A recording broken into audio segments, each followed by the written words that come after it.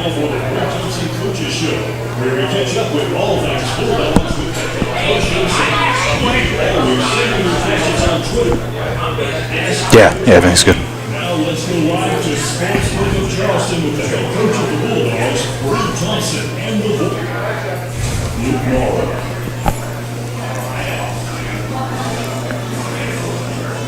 And good evening, and welcome back to the Coaches Show with the head coach of the Bulldogs, Coach Brent Thompson, as we welcome you into the Sportsbook of Charleston here in North Charleston. The Coaches Show brought to you by Cutwater Spirits each and every week, as we'll talk Citadel football over the next hour, look back at the game this past weekend, and get ready for the game this upcoming weekend at Western Carolina, kicking off Saturday on the road in the SoCon. With the head coach of the Bulldogs, Coach Thompson's with us as always. Coach, good evening. How are you?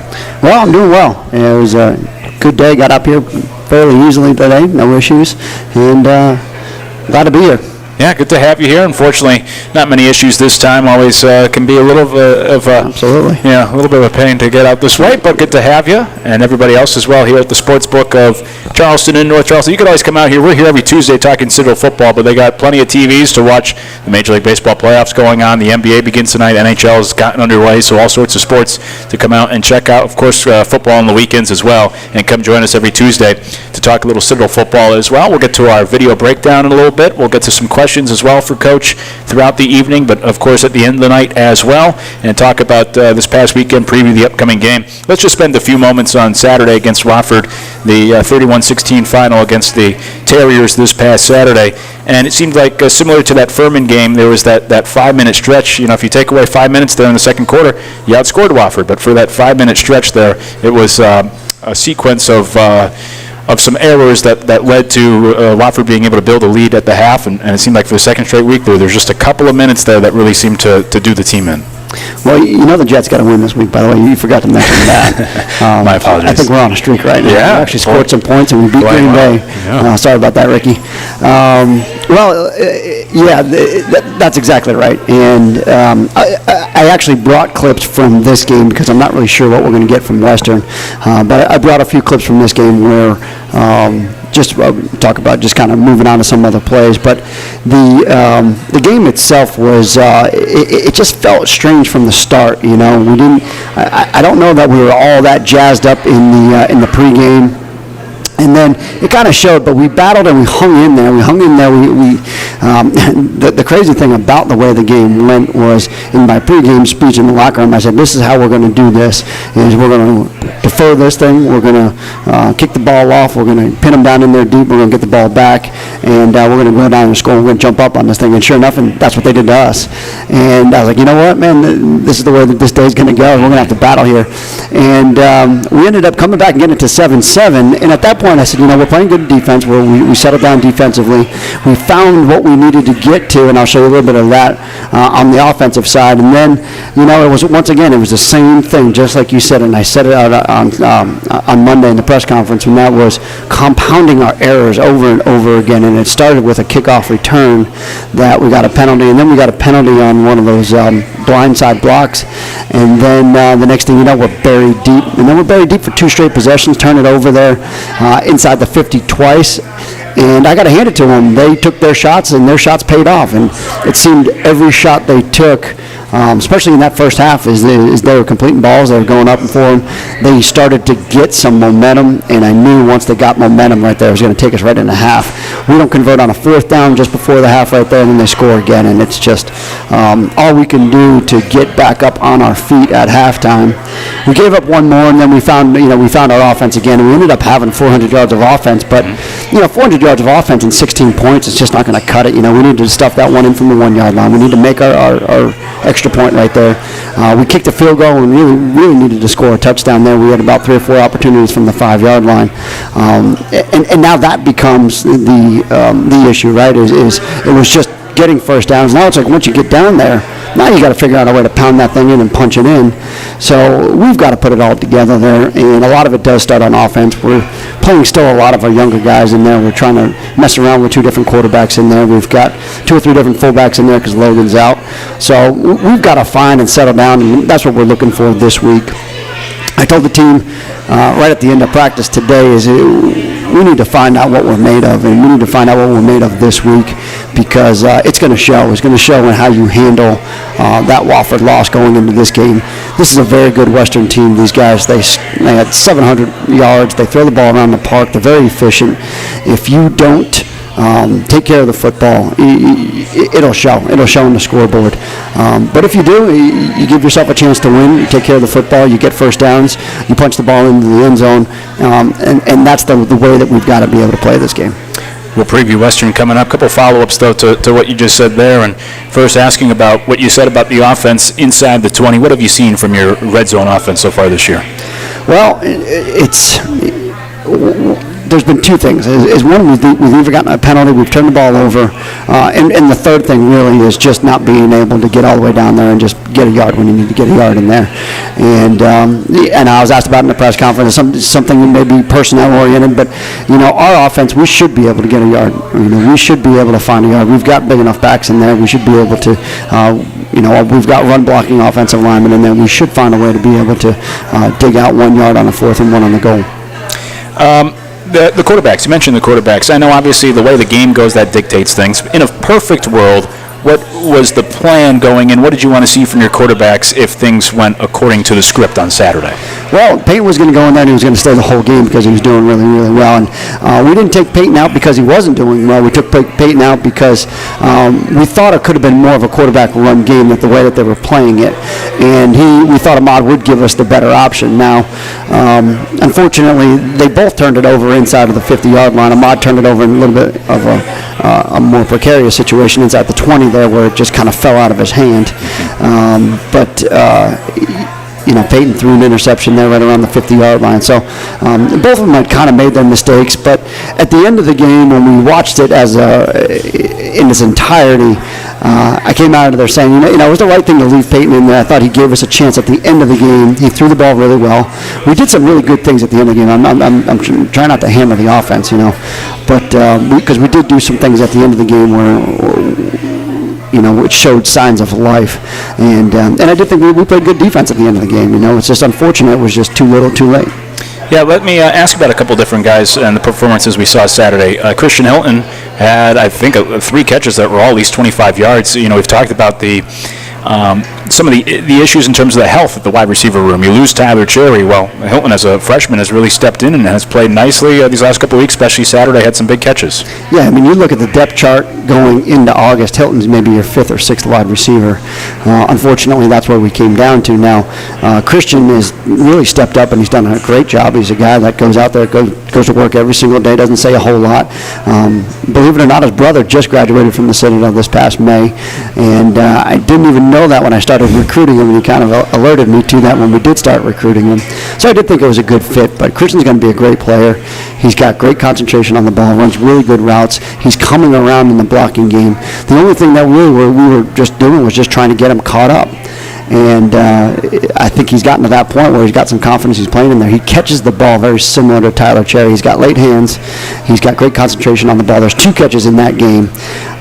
One is on a post route, and he just makes it right over the top of 2 defenders right there. And it's one of the hardest catches that you're ever going to have to make as a wide receiver, over your shoulder with 2 guys on your back.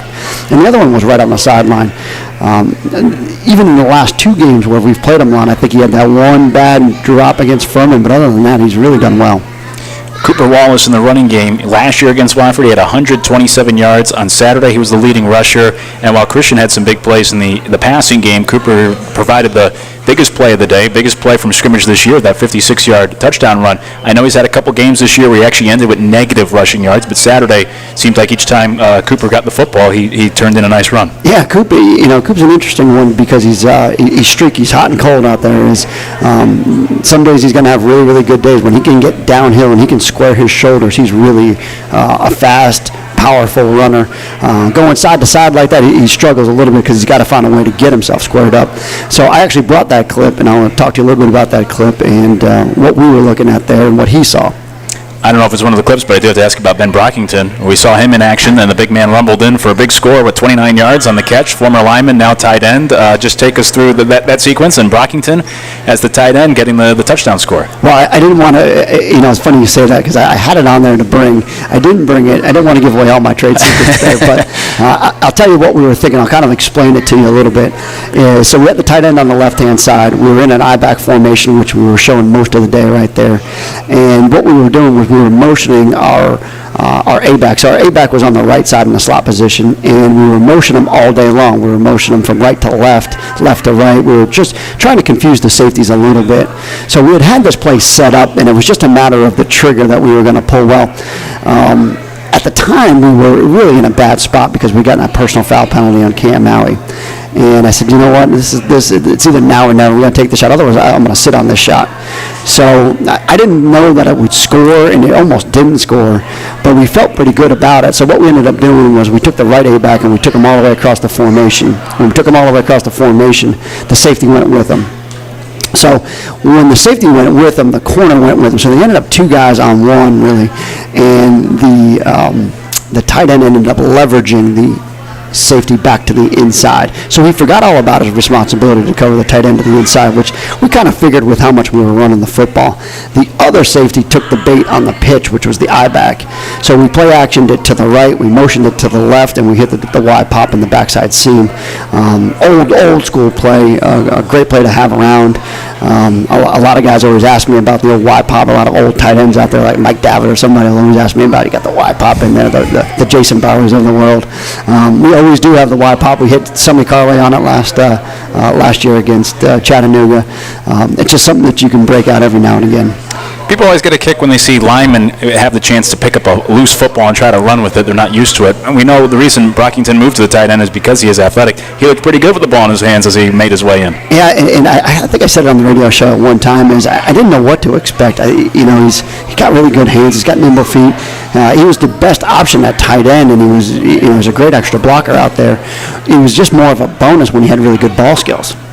Yeah. I said really good for a big fella like that. Right, yeah, all relatively speaking. The one guy in defense, not to highlight just one guy, the defense has played well this year, but I do want to ask you about Hassan Black because these last couple of weeks he's been fantastic. He's top 6 now in the conference in tackles and tackles for a loss. He led the team in tackles again on Saturday. He made 3 tackles beyond the line of scrimmage, had another sack, so on and so forth. He's been playing really well these last couple of weeks, so just wanted to ask you about what you've seen out of him lately. Wow, you're exactly right. I thought he's played extremely well. Exactly, the last 2 weeks, and really he's played well all year long, but he was new to the position. We didn't know what we were going to do when Anthony Britton, he just made the most sense for us to be able to move back and inside. We was an outside linebacker by trade for all the way up until this year. Put him back inside because we thought he would be the best option at that, and we also had Marquise Blount, we had some Andrew Lewis, we had T.Y. Thomas Wyatt out there, so we had plenty of guys to be able to play outside. We just didn't know if we had anybody to play inside. Pleasantly surprised and very, very excited that he is. He's doing really, really well, and hope that it continues, and hope he gets the number 1 in the conference. That'd be great. Yeah, certainly would be. We'll get to our film review in just a moment, but the last thing I'll ask you for now, and circling back to the conversation about the quarterbacks earlier, I know obviously you have a whole week of practice, but when it comes to Saturday or beyond, do you anticipate using maybe both guys in games moving forward, or would you like to settle on, just one guy from start to finish? Well, if I settle on a guy, that means we're doing well, and if we're not, that means we're not doing so well, and that's the unfortunate thing is you're trying to find it, and right now I'm thinking like whatever lever I'm pushing right now, it's just not working. I'd like to be able to find a lever, find a button to push it, and it'll work to give us some continuity on offense, because I think that's desperately what we need.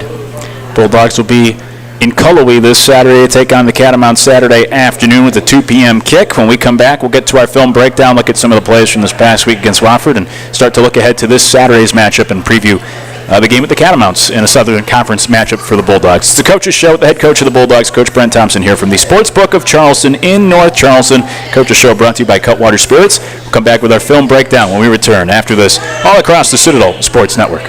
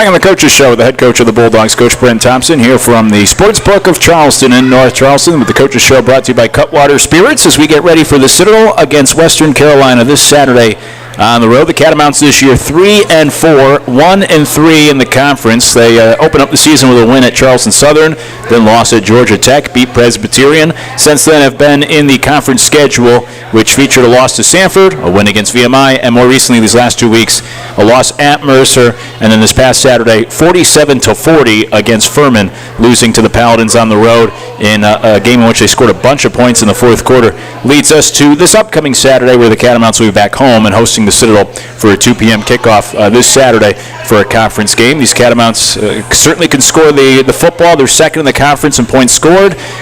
Coach, when you played them a year ago, a lot of points were involved in that game, 45-31 here in the Low Country. So it's a team that offensively has had some success this year.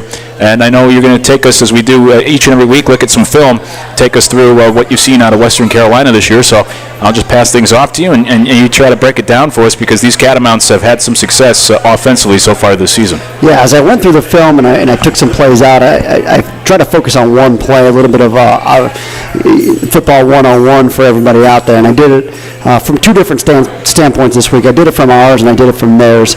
I pulled a lot of their counter RPO game, and it's interesting. I really do like their counter RPO game. It gives a lot of different looks. It's a good play. They run it a bit. You won't see it. I believe the most that they ran it may have been last week, 5 or 6 times per game. They ran it quite a bit versus Sanford. So the counter RPO game is the one I'm going to talk about, but I'll talk about their offense overall. So offensively overall, they are they like the long ball, and you could see that. I mean, they live and die by the long ball. So what they do is they stretch you really, really deep. They got good wide receivers. They stretch you deep, and then they'll have a check down to a back, right? The back is almost free releasing. What do I mean by free releasing is he's barely involved in the protection. He's either check releasing off a linebacker, or he's free releasing all the time, and he's out into a route, which really can stretch you pretty thin in your secondary. So you got to cover all the deep routes, and then as your defense kind of retreats a little bit, what ends up happening then is the back just leaks out, right? And the back leaks out, he gets it at about 5 or 6 yards, he gets another 10 yards. Mm-hmm. That's one way they get yards. The other way they get yards is the quarterback. The quarterback can scramble. Both quarterbacks scramble. I do think the one that started against us last year, the upperclassman, he runs a little bit better than the freshman that's in there. Both of them have got great arms. I mean, we've seen the kid throw 60, 70 yards against Furman, and really had an opportunity to beat Furman, or at least tie the game up at the end, got tackled at the 5-yard line. So, long ball team. They do a really good job in the run game, but it's hard because what they do is they just get you light in the box, right? What do I mean light in the box is you sit in there and you look at how many guys are between the tackles, and you run the football if there's this many, and you throw it if there's this many. So that's where it can be very challenging to defend these guys. They're big up front. They've got really big offensive linemen. I think the running backs are very quick and fast, and they've got their receivers that all want to stretch the field, and they're not afraid to throw it, and they're going to find a hole in there. It's just, you got to keep the ball in front of you. You got to tackle it in space, all right? And then you got to hope that you can create some turnovers in that game. So we'll talk about one small aspect of their counter game, all right? And then we'll talk a little bit about our counter game, because people always ask me about our counter game. Everything seems to be full flow, but there's some deception in there as well. All right, so their counter game right here is, it's a typical counter tray, and there's a lot of different ways to run counter tray. They run it with a Y, or a wide receiver, or a tight end. All right, so that's the guy right there. Some people call him an H-back. He's a Y. And then they run it with the tackle. So they want to pull these two guys. All right, what do I mean by pull is they want to pull this way with them. All right, so they're going to try to gain 2 sets of guys back here. Everybody on the front side of this play is really just going down. They're all blocking down and back. All right, so they're going to try to hold everything here. What the quarterback looks at right here is he's got one of these things out here, right? He's got one of these wide receivers out here. And same thing is the quarterback's eyes. You can see him pre-snap. He's trying to check leverage out here, all right? Is this area open on the field? So as this guy puts the ball in the belly of the running back, all right, these two guys come across, he's going to keep his eyes in this area. Can he slip the ball in here, or does he just need to hand it? This is the guy that they don't account for in the run game. All right, this guy really blocks himself. It's kind of the way we talk about reading guys and pitching guys. So this is the guy that they talk about. Hey, I have leverage here. He's outside leverage corner on a wide receiver. I got the slant call here. Okay, does he get in my window? Does he support the run, or does he get in my window? All right, watch the front. This is a really nice play. There he is. He starts to creep into the box. They bail out of it. Quarterback checks it. He knows he's got leverage now. That whole area of the field is wide open. There it is. All right. It doesn't look like he's riding him very long because he's already made that decision. As soon as he creeped into the box, he knew that this is the decision. Now, I've got this soft little area on this little quick hitch route, slant route right here. I've got this. Whatever you want to do out here, I've got it.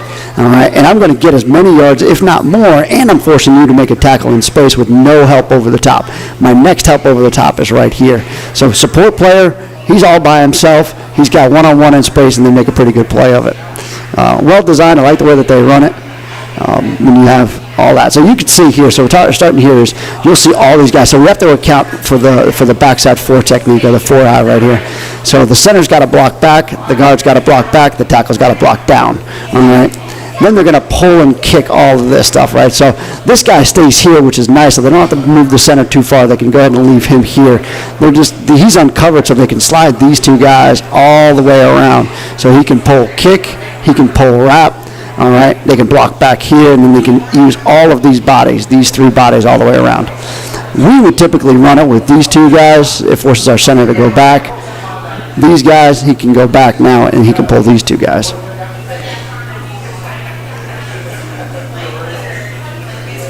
Guard pulls, they vice it. So if he runs the ball here, he's got a pretty good lane, but he's got a free tackler right there. Mm-hmm. All right, same play. It'll be the same play. Just another variation. So that was a single receiver side. You still have to defend it. So there's your tight end side. You'll still get the same pullers, I believe, here. Yep, you got the same pullers. You got the guard and the Y. Down, they back, they vice this thing all the way to the backside right here. So here's the run lane. There's the run lane. That's where the running back will look. He rides it up and in there. All right, now he's going to check his defenders.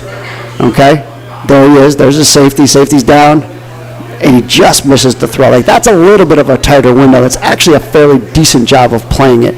Maybe one of the better ways that I've seen to be able to play it is get in a passing lane, be in the run alley, all right, and hold steady just long enough. Now, it's very dangerous because of this, right? Your next help is right here. 22's got to come over and cap the top of this right here. If he completes that thing, it's probably 10 or 15, and he's on an island by himself.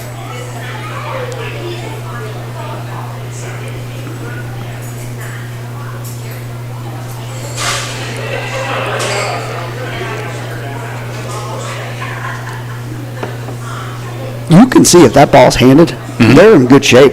But the problem is the quarterback, there's two problems with this. Is number one, quarterbacks, they love to throw the football, so they always think that they can make this throw, right? No matter what, they want to show you what they can do. However, this right here, it's a good look. I mean, you sit back as a coach, you're like, man, I'd be certain just go ahead and just hand this ball off and get me 8 to 10 yards right here. All right, maybe play another down, but no. We're going to try to fit the perfect ball in there, and that's what you hope for is the defense. All right, here's a third option to it. I think this is the bubble screen option that they've got to it. Yeah, this is the bubble screen option to it. So you can see the bubble screen going on up top. All right.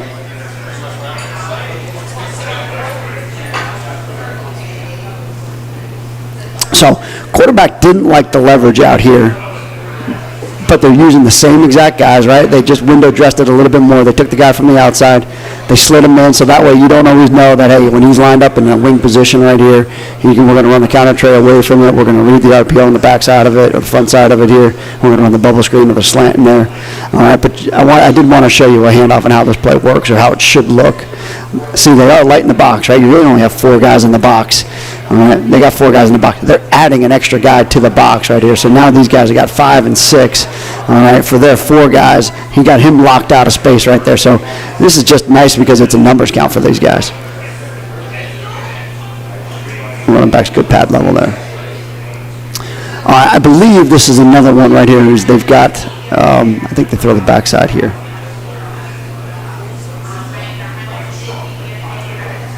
Yeah. So they took the same concept, right? And instead, we saw this thing on the backside of the trips formation. There's your trips formation. They took the same thing, and instead of running the hitch like they did against Mercer, they ran the out, all right? Very similar concept. Once again, he knows that's depth, right? That's depth. No need. He's got open access to that. Safety steps down. Corner's got depth right there. That's an easy 5 or 6 yards. These guys make this throw all day, every day. To the sideline. Good throw. 9-yard gain. So, tough to defend. Same thing. These guys we almost all have to play this structure, right? 3-down structure. All right, so that way you can have linebackers that can get out, not because of this play, but because of all the other plays, the passing game stuff.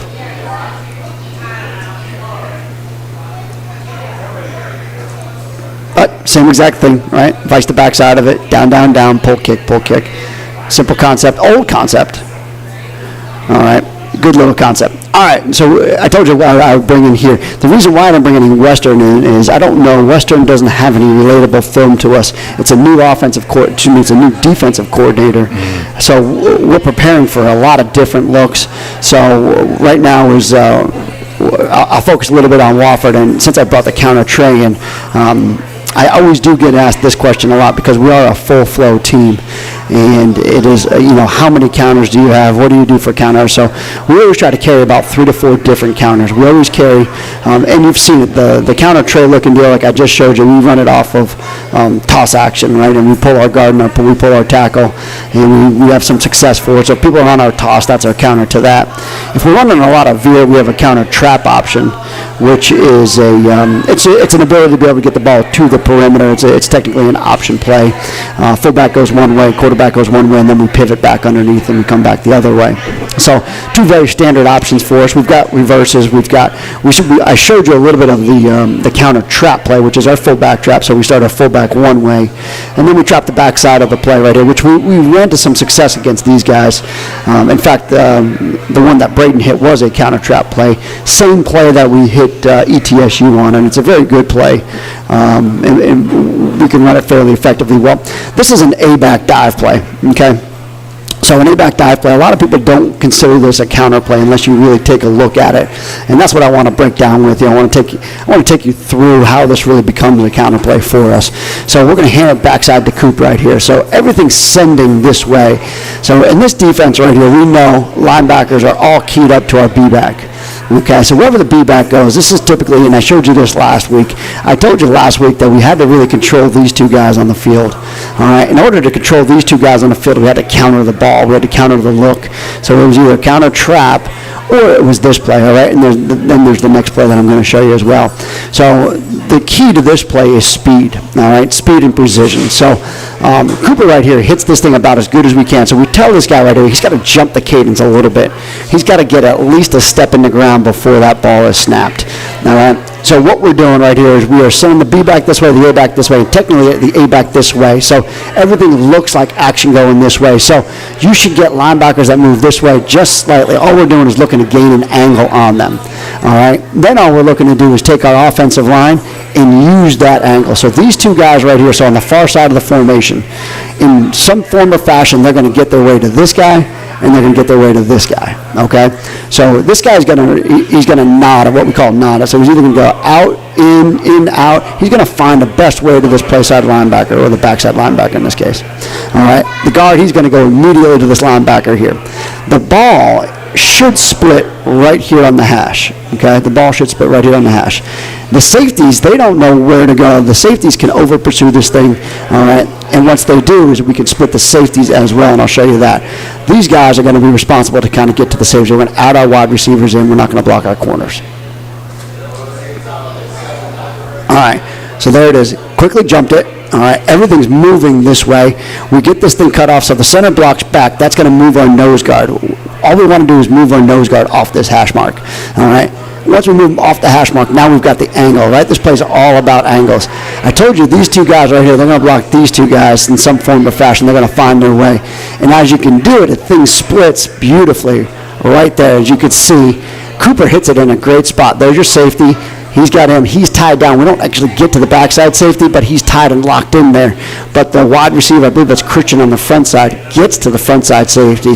And the play hits so quickly that nobody knows where the football is. This is a very old play. A lot of people used to run it out of the bone. I took it back from a buddy of mine at Army. They ran a lot of it. And we've gotten quite a bit of mileage out of it. We run it out of a lot of different sets. We run it to a lot of different fronts. So you can take a look at the tight. So once again, so the ball's coming from this side. We're hammering this thing down here. We're sending him all the way back. We're going to influence this guy down. These guys are going across the formation here. All right, so from this angle, I want you to take a look at the linebacker looks. That's all we needed right there, right? These two guys move this way. Mm-hmm. Their eyes are caught on the B-back, right? There they go. They don't know where the ball is. They're trying to beat blocks now. There you go. Cooper does a great job of finding the gap, and this is what we have to work all week long, is you have to split this crease, all right? The unsung hero here is Cam Maui on the backside. He's got to get that cut off. We don't get that cut off, the play goes nowhere. It gets stuffed right here, which we've seen.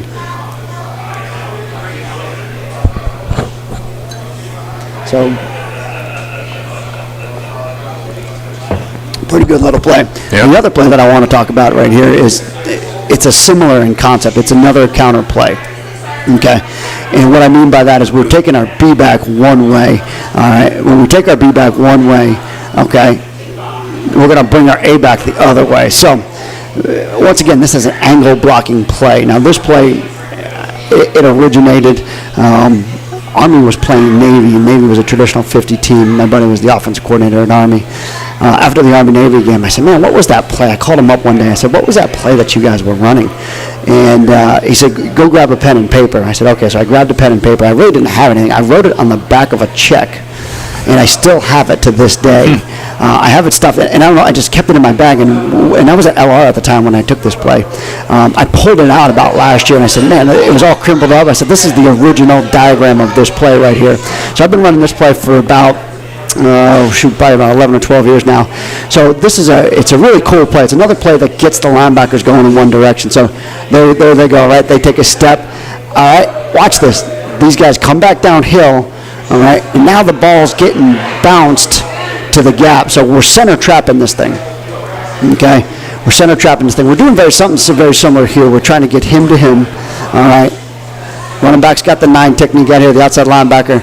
All right, we're influencing this guy all the way out, all right? And then our backside guard just trips on the backside block. But right there, he's got the backside backer. So you could see action goes one way, fullback goes one way, center pulls the other way, ball goes the other way. All right, and this play is, it's a good 7 or 8 yards for us right here. This is the play. I don't know if you guys remember, but last year when we played Walford, this is actually the play that we run the flea flicker off of. Oh, okay. All right, it was the one that we hit Raleigh on the flea flicker last year on it. All right, I got another clip of it here. This one, not quite as clean, all right, because we just missed this place. This linebacker popped on. So we got a little bit more on that pop. You could see that we've got a really good run lane. The wide receiver's got to cut that safety off as well. But Coop makes a good run out of it anyway. Yeah. He gets about 4 or 5 out of it. All right, but there's a run lane there, boy. It's huge. We get that guy cut off right there. All right. So, I really like those 2 plays. I think they're good little plays to have in. They're predetermined plays. They're counter plays. So, a couple things I want to just talk about the counter game that we have. Yeah, and always so insightful and interesting, and the obligatory reminder that if you're listening on radio, head over to YouTube, search the Citadel Sports YouTube account page, and there you can find the video archived. You could always watch it live each week to see the actual plays and what Coach is diagramming and breaking down for us here every week as we do our film breakdown each and every Tuesday. Going back to the first few clips in Western Carolina offensively, and we'll start to look ahead to the Catamounts when we come back in our next segment as well, but from the quarterback perspective, they used both quarterbacks as well this past week. Do you know what to expect or who to expect at the quarterback position? No, we don't. We're going to have to prepare for both. And as I said, they both have really got good arms. The starting quarterback is the one that you really have to be concerned. He runs really well, and he's a big guy that can really run. We'll talk more about the Catamounts when we come back as we get ready for kickoff Saturday in the mountains of North Carolina and Cullowhee for the Citadel and Western Carolina.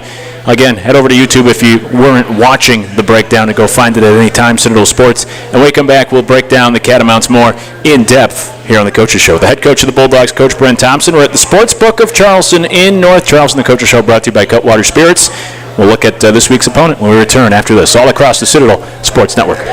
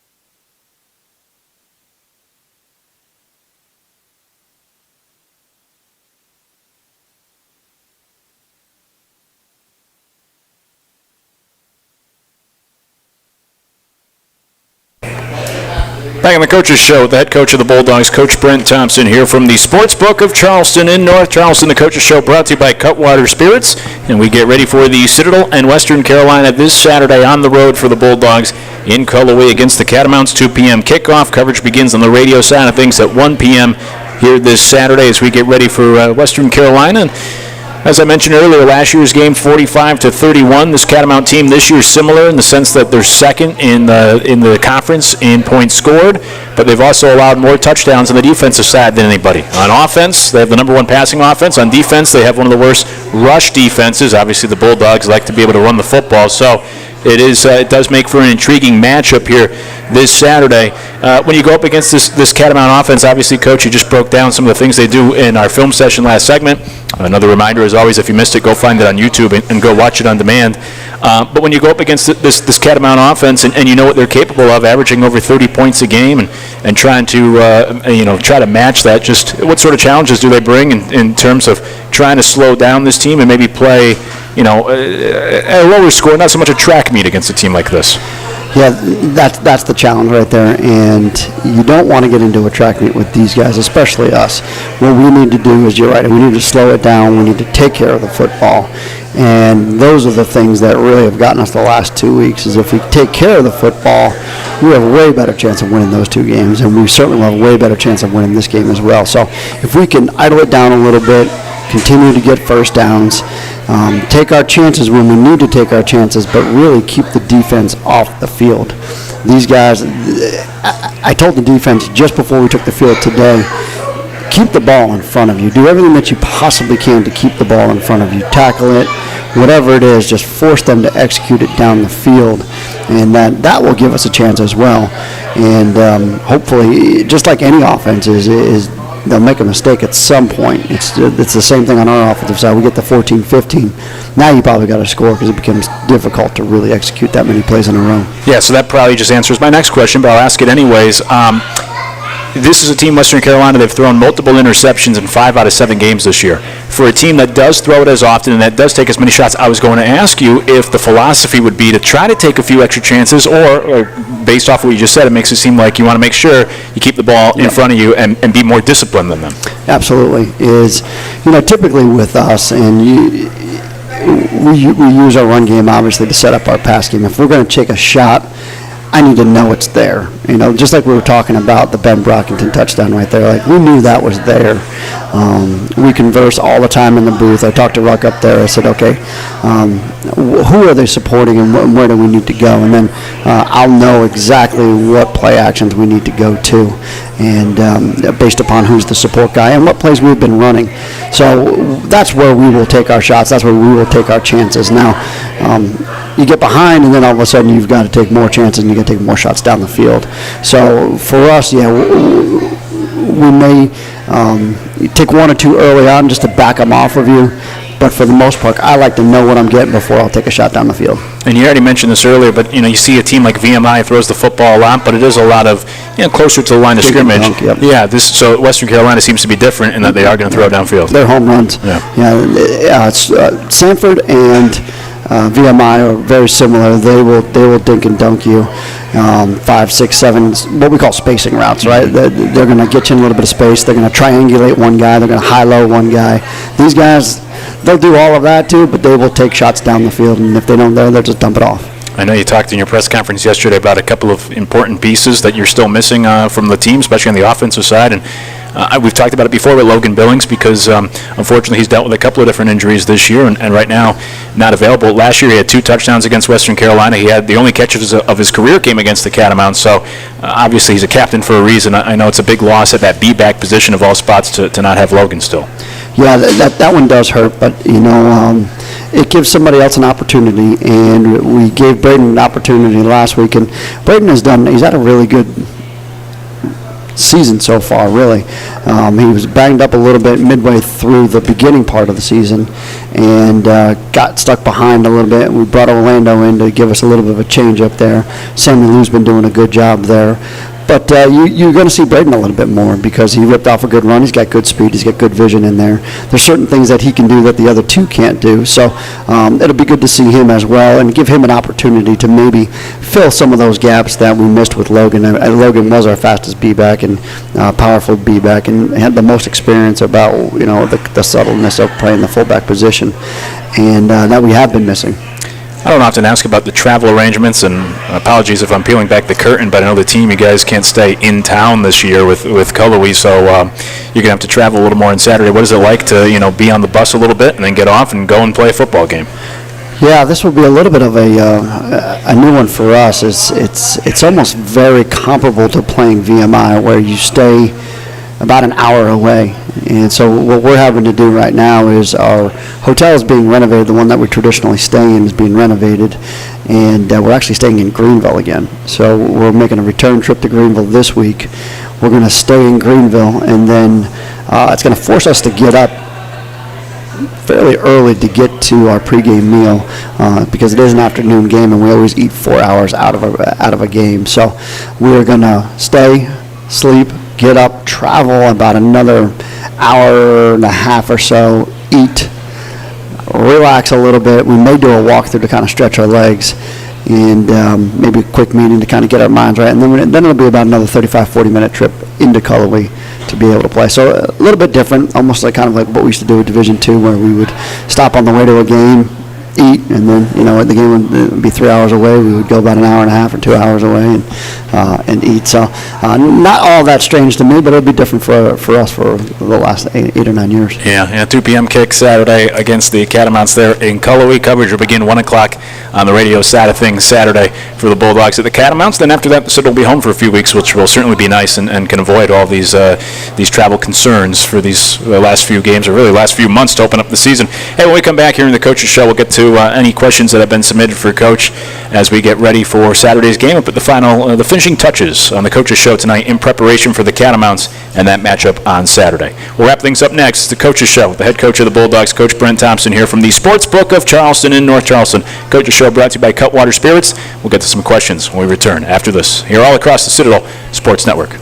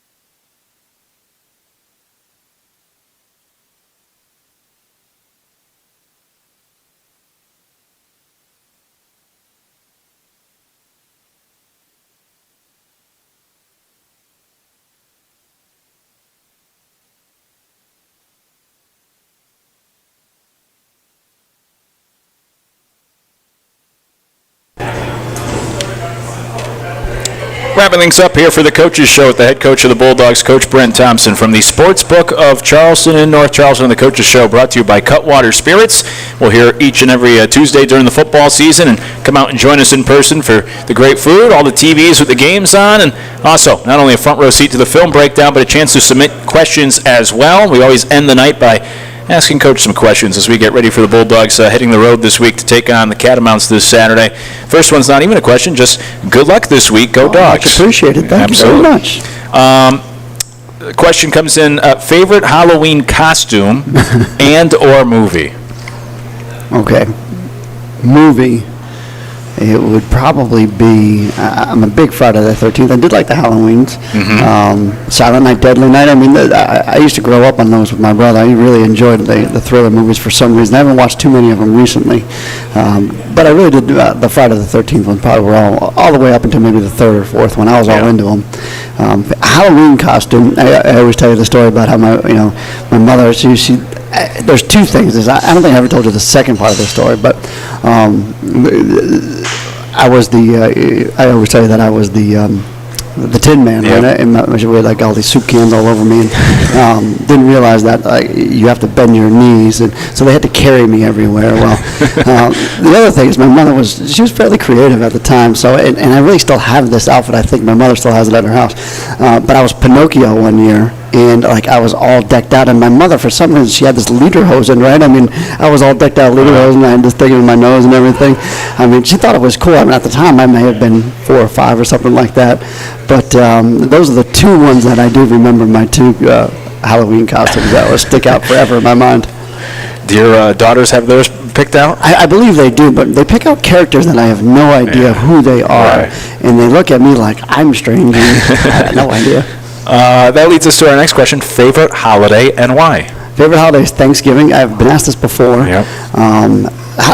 Great food, no pressure, no gifts, no nothing like that. Everybody loves Christmas. I'm not a huge Christmas fan. There's just way too much stress and pressure around it. Thanksgiving, I can sit around, eat my face off, watch some good football, and go to bed. Maybe you were scarred from those costumes, but a fan of Halloween? I do like Halloween. It's just when you're an adult, Halloween kind of it becomes like another day. You're like you got to get up and go to work. Right. It's like snow. As a kid, snow is the best. Then you become an adult. You got to shovel it. Yeah, it's not very. You still have to go to work and have to shovel. It's not very fun. But when playing a defense, this ties back to what you were saying earlier about new defensive coordinator for Western Carolina. When playing a defense that doesn't have much film, how do you prepare for that defense? Yeah, it's tough. A lot of it is you have to almost deductive reasoning, right? People have certain sets, people have certain formations, people have certain looks that you can adapt your offense or envision your offense as part of that. So that's one way that we do it is we say, okay, well, they line up like this to this formation, all right? And a lot of those teams have standard rules, right? Those are the rules that they're going to have this guy's here, we're going to line this way. So we use a lot of that, and that's where it can be very, very challenging and difficult. On our end of things, this is why you have to have a rule-based offense, and that means, all right, no matter where that guy is, no matter what your responsibility is, this is your rule, right?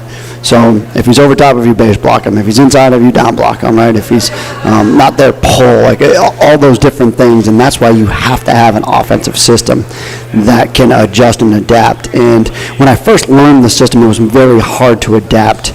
Then as I went through, and we had a couple of different coordinators that came through over the course of my about 9 years before, or 7 years before I became the coordinator, you started to learn all the different rules, and then you started to learn how they affect different ways. And at the end of it, I put my own system together based upon all the things that I learned from about 4 different coordinators that have been through Bucknell at the time. And the Bulldogs historically have always had success being able to go up against the Catamounts. Hopefully Saturday brings the same sort of success for the Bulldogs against the Catamounts. We got about 90 seconds. Before I let you go, Lee Glaze, broadcast partner on the radio, told the story when he was a freshman. They go to play at Western Carolina. They used to go to movies Friday night. That was when Rambo first came out. They went to see Rambo Friday night before taking on the Catamounts. It ramped them up. They went out, scored, I think it was like 24 points in the first quarter, beat the Catamounts. My question would be, because I know Friday night movies are no longer a thing for college teams, if you had to show one film to your team, to your daughters, to anybody to get them fired up, what's that one film? I'm putting you on the spot. Rocky IV. Ooh, Rocky Now, IV. I'm going to tell a story real quick here. I'm going to get cut off on this one. We had the Bobby Ross, team back last summer. Yeah. And everybody came back and told us one story about Ralph Friedgen. And I think that was like Rocky I or Rocky II. I can't remember. The one where he loses, right? The one where he loses at the end.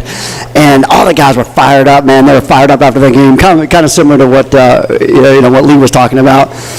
And Ralph Friedgen stands up on the bus and says, "Rocky been lost." And if anybody knew Ralph, I mean, you know Ralph, he's just a negative dude, but you kind of knew what he was getting at. It was like, hey, man, why are you cheating this guy that lost? Yeah. That'll forever stick out in my mind. It was a great story. Perfect way to end the night. The Bulldogs take on the Catamounts Saturday at 2 p.m. We'll see you then. We'll see you back here next Tuesday night for more stories with the head coach of the Bulldogs here on the Citadel Sports Network.